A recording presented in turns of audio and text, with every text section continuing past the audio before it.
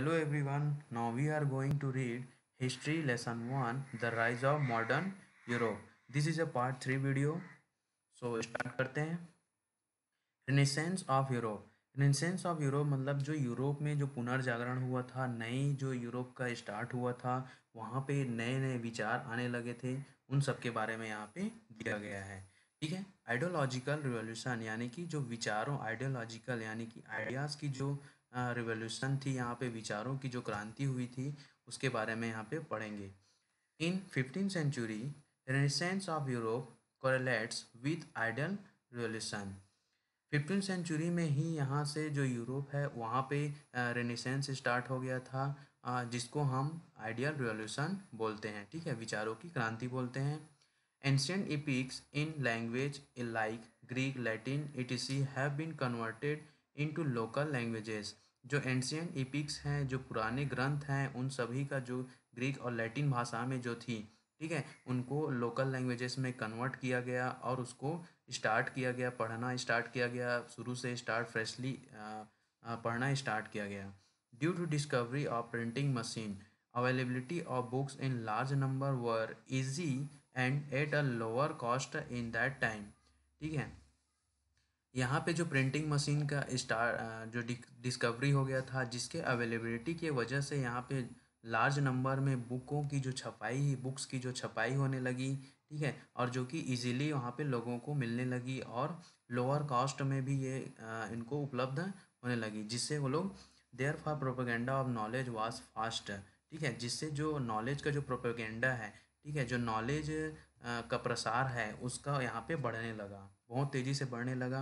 Because of knowledge of ancient ideas and modern views, जिसके कारण यहाँ पे जो पुराने जो आइडियाज़ हैं और जो नए जो व्यूज़ हैं, ठीक है, इन सभी को मिलाकर एक आइडियल रिवोल्यूशन स्टार्ट हो गया, विचारों की एक क्रांति स्टार्ट हो गई। गॉट अ न्यू डायरेक्शन, जिससे जो विचारों की जो क्रांति है उसको एक नई दिशा, एक नया डायरेक्शन मिल गया। As the ancient epics believes in intelligence, importance of materialism in common life, it is started to find the roots in Europe. ठीक है, जो एंशियंट इपिक्स है, उनके जो बिलीव्स हैं, उनके जो बिलीव्स के आधार पर जो intelligence, importance of materialism in common life, जो भौतिक जीवन की जो भौतिक जीवन है, ठीक है, उसकी महत्व है, वो यहाँ पे बढ़ने लगी, जिसका यूरोप में, ठीक है, जो कि यूरोप में रूट्स इन यूरोप यानी कि यूरोप में ये सभी चीज़ें जड़ें पकड़ने लगी, यानी कि लोग सीखने लगे, पुराने जो ग्रंथ हैं उसको पढ़ के यहाँ पे नए नए विचारों को लाया गया। ठीक है, different cultures of literature, art, fine art, sculpture, science, etc influenced the change of views. यहाँ पे जो डिफरेंट कल्चर्स हैं, जैसे कि literature, art, fine art, sculpture, science, इन सभी का जो डिफरेंट अलग अलग टाइप्स के जो कल्चर्स हैं, उन्होंने व्यूज़ को चेंज कर दिया, आर्टिस्ट के व्यू को चेंज कर दिया। जो कि आर्टिस्ट पहले देवी देवताओं के जो फ़ोटोज़ वगैरह बनाते थे, वो लोग आज ह्यूमन इमोशंस और नेचुरल ब्यूटीज़ के बारे में बनाना स्टार्ट कर दिए, उनके बारे में बताना शुरू कर दिए। Scientist like Copernicus, Galileo established a new scientific explanation about universe by breaking the olden beliefs। जो साइंटिस्ट हैं, कॉपरनिकस और गैलीलियो जैसे जो बड़े बड़े साइंटिस्ट हैं, उन्होंने अपने जो इन सभी चीज़ों को पढ़कर, जो पुराने प्राचीन ग्रंथ हैं, इन सबको पढ़कर अपना न्यू साइंटिफिक एक्सप्लेनेशन दिया यूनिवर्स के बारे में। कि यूनिवर्स के बारे में जो पहले क्या था कि लोग बोलते थे कि जो सन है वो अर्थ के चक्कर लगा रहा है। ठीक है, तो इन्होंने अपना इन सभी ओल्डन बिलीव्स के बारे में उसको ब्रेक किया और ये बताया कि जो अर्थ है वो सन का चक्कर लगा रहा है, ना कि सन अर्थ का चक्कर लगा रहा है। ठीक है, this thoughts bought adverse effect in religious faith, जिसके कारण यहाँ पे रिलीजियस रिफॉर्मेशन स्टार्ट हो गया। ठीक है, इन्हीं जो थॉट्स हैं, जो adverse effect in religious faith, जो कि रिलीजियस जो फैथ हैं उन सब के बारे में यहाँ पे महत्व बढ़ गया। ठीक है, रिलीजन का महत्व बढ़ गया, पुराने ग्रंथों का महत्व बढ़ गया। ठीक है, जिससे यहाँ पे रिलीजियस रिफॉर्मेशन स्टार्ट हो गया। आगे बढ़ते हैं, मूवमेंट इन रिलीजियस रिफॉर्मेशन। अब जो रिलीजन रिफॉर्मेशन जो स्टार्ट हो गया था, उससे क्या हुआ Roman Catholic Church has a great control over the society in the medieval Europe. जो medieval यूरोप है उसमें जो रोमन कैथोलिक चर्च है उसका बहुत ज़्यादा कंट्रोल था, लोगों को वो कंट्रोल करके रखा था। Christian holy book Bible was written in Latin, जो कि लैटिन भाषा में लिखी हुई थी। जो क्रिश्चियन बाइबल है, जो हॉली बुक है जो क्रिश्चियन का, वो बाइबल वो लैटिन भाषा में लिखी हुई थी, जो कॉमन लोगों को समझ में नहीं आती थी। Taking advantage of the ignorance of the people, जिसका फ़ायदा उठाकर ये जो कैथोलिक हैं, ठीक है, जो इनके जो धर्म गुरु हैं, ये सभी इनका शोषण करना स्टार्ट कर दिए। लोगों को धर्म के बारे में, धर्म के नाम पर शोषण करना स्टार्ट कर दिए। गलत मतलब धर्म के बारे में दूसरे दूसरे विचार अपने तरफ उनको खींचना स्टार्ट किए, ठीक है। उनके विचारों को दबा दिया गया और अपने विचार को वहाँ पे ये लोग थोपना शुरू कर दिए। Corruption was leading in this religious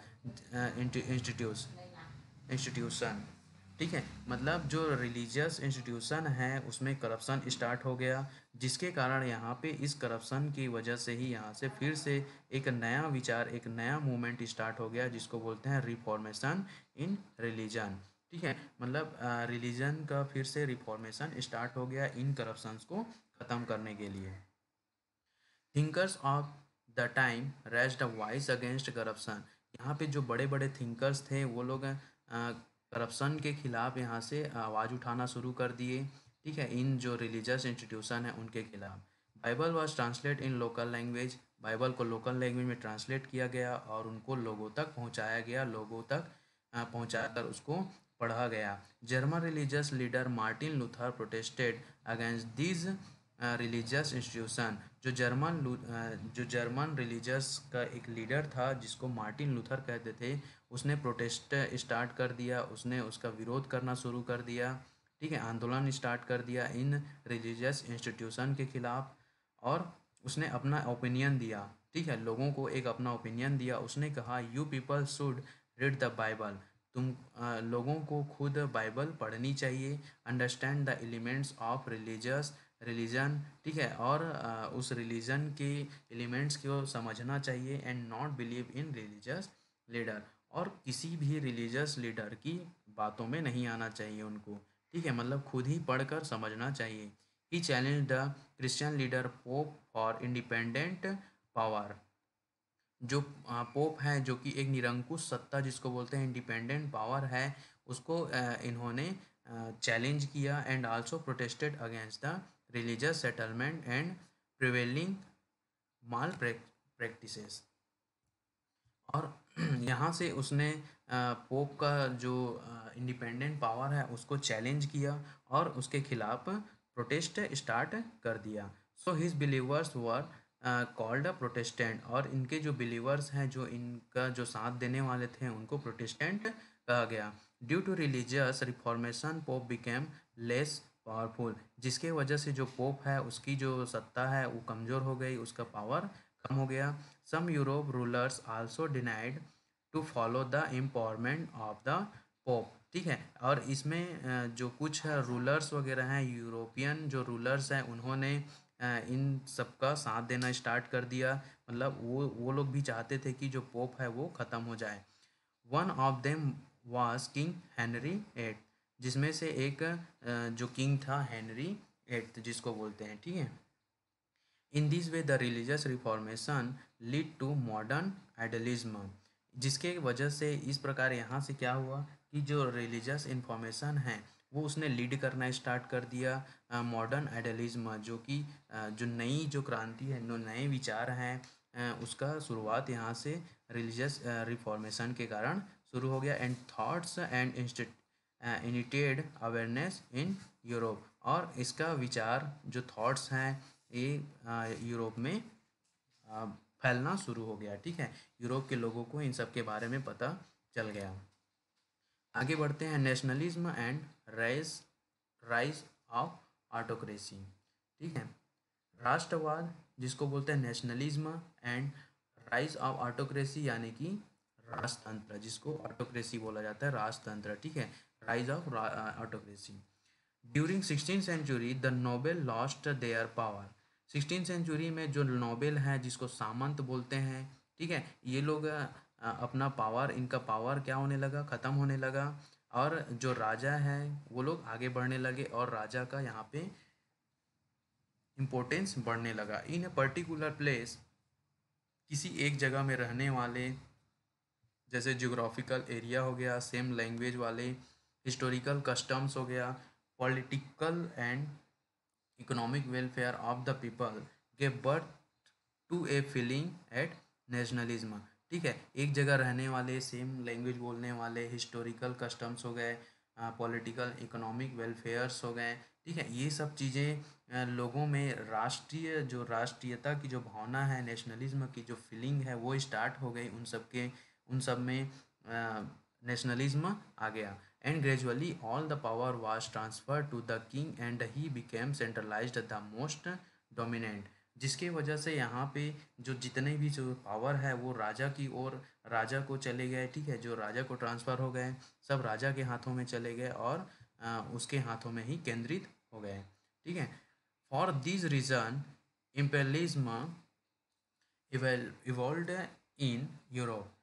ठीक है, जिससे क्या बोला गया यहाँ पे, राष्ट्रीय राजतंत्र। ठीक है, जिसके वजह से यहाँ पे राष्ट्रीय राजतंत्र, यूरोप में राष्ट्रीय राजतंत्र का इवोल्यूशन स्टार्ट हो गया, राष्ट्रीय राजतंत्र का उदय हुआ। यहाँ पे इंग्लैंड, फ्रांस, स्पेन जैसे नए नए जो स्टेट हैं, नेशनल स्टेट हैं, वो लोग यहाँ पे सामने आए, मतलब इनका मतलब नया फॉर्मेशन हुआ इनका। The evolution of this national state has an importance in modern era. ठीक है, जो evolution of this national state, ठीक है, इन जो नेशनल स्टेट्स का जो एवोल्यूशन है वो इनका बहुत ज़्यादा इम्पोर्टेंस है इस मॉडर्न एरा में। ठीक है, तो इस वीडियो में हम यहीं तक पढ़ते हैं। आगे का जो कंप्लीट करेंगे, आगे का जो पार्ट है उसको हम नेक्स्ट वीडियो में कंप्लीट करेंगे।